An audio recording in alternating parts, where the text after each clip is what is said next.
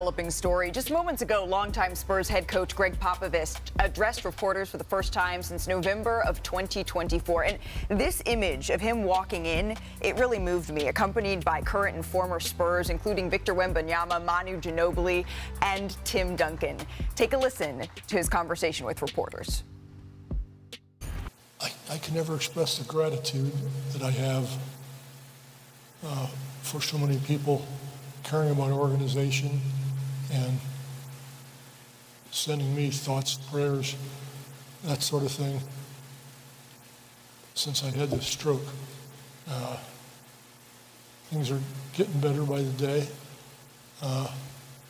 but it's not good enough for what we plan ahead, and so it's time to make this change. One of the reasons that I'm doing this now is that we have to have someone in charge who's fully capable of giving their very best, because that's what this group deserves and demands. And we have that man here in San Antonio. And Mitch Johnson will be the guy who forges their futures. And I'll do everything I can to help him and help them. But I'll have a new job. And I want to make sure everybody understands what the new job is.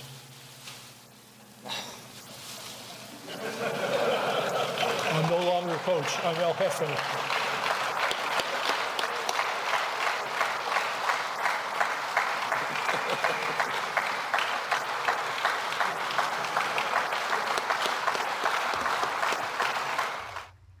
I mean, in a way that only Greg Popovich can. El Jefe, Senor Popovich. I feel like we should have been Popovich, right? Exactly, right? I miss that sense of humor here, Danny Green. Yes, I do too. It's good to see him. I tried to see him when I was there. I couldn't get in.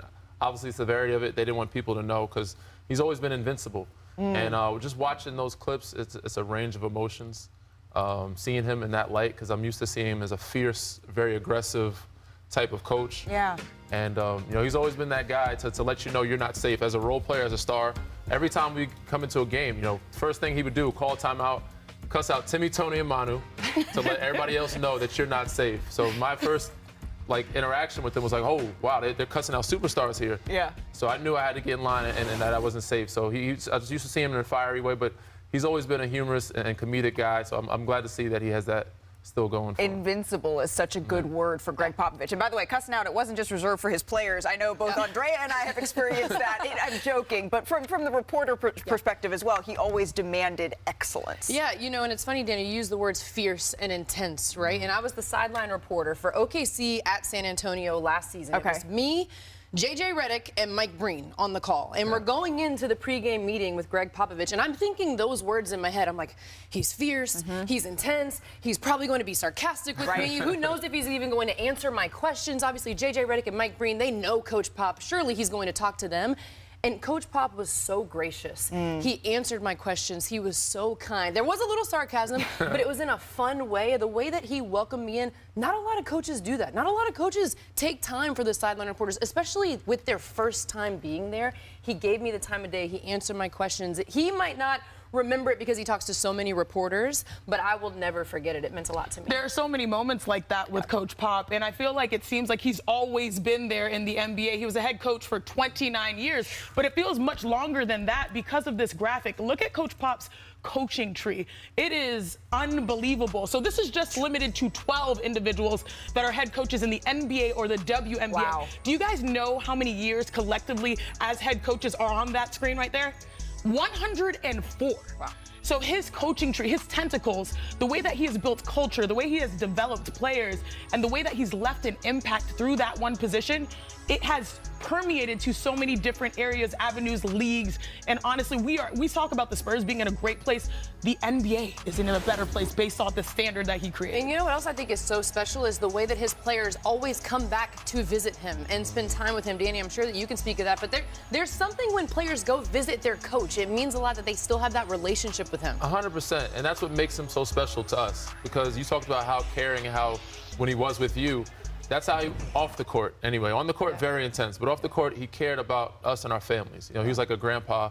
He made a lot of jokes, but he also taught us about what's going on in the real world, because the NBA is not a real world for us. But he cared about our families and our kids and our wives and girlfriends. He remembered everybody's name. So that was what made everybody love him so much more. And as someone who has grown up in Texas, we always hear about the big cities, Houston and Dallas, but he made San Antonio for basketball a destination through generations. I mean, growing up and watching the Admiral, and then you have Tim and Manu, and then now you have different iterations. You have Kawhi, and then next thing you know, we have Victor Wembanyama. This is what he has done. It's such a rarity, I think, as well, to be able to withstand the ups and downs of an organization and stick with the same head coach. And the San Antonio Spurs do that. Of course, Greg Popovich, he earned that type of recognition, but to be able to see the breadth of players that were walking in behind him on a day that maybe he wasn't his invincible self, that was really heartwarming to see. Danny, I love, it's the personal stories, though, that keep coming up about Greg Popovich. It's my favorite thing. There was one moment in 2013. There's a lot of moments, actually. We had a very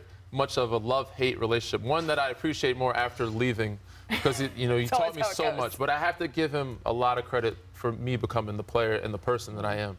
And I wouldn't say it started in 2013, but 2013 is where he tried to, break me. But we lost in 2013, and the first thing he said coming back the following year is, I'm going to make you a player. And damn it, he did so. He was on me every possession. He had every assistant coach on me and made sure that I didn't make the mistakes I made in the finals against Miami Heat. And also as a person. Tim, Tony, and Manu had my back, so they kind of took him aside some points later in the season, like, you got to scale it back some on Danny. But he did a great job, and I'll forever be grateful for the things that he taught me. I love that. That's Chanae and Andrea for me with Hillary Guy. When our executive producer comes down on me, they have my back in that same sort of way. But truly, I mean, what a coaching career it's been for Pop. 1,422 wins. That's the most in NBA history. He's also a 5-time champ, tied for 3rd most by a coach. And remember, he drafted Duncan, Parker, Ginobili, all during his tenure as general manager. But as members of the media, we're also going to miss his unforgettable interviews. Energy level's great. Worst shots in the history of basketball. NASA discovered all those habitable planets the other day. You guys know about that? 1,200 habitable planets. What's 1,200 new? And then last night, somebody lost a basketball game. Get over yourself. He's LeBron James. That's what makes him difficult to guard. How do you feel he's performed in the first quarter? He's done well. All right, I feel like I've come out ahead here. Do you want to just end it on this one? No, I was looking forward to a second question. Who's the one guy who asked the third question, isn't it? Did you just get 2?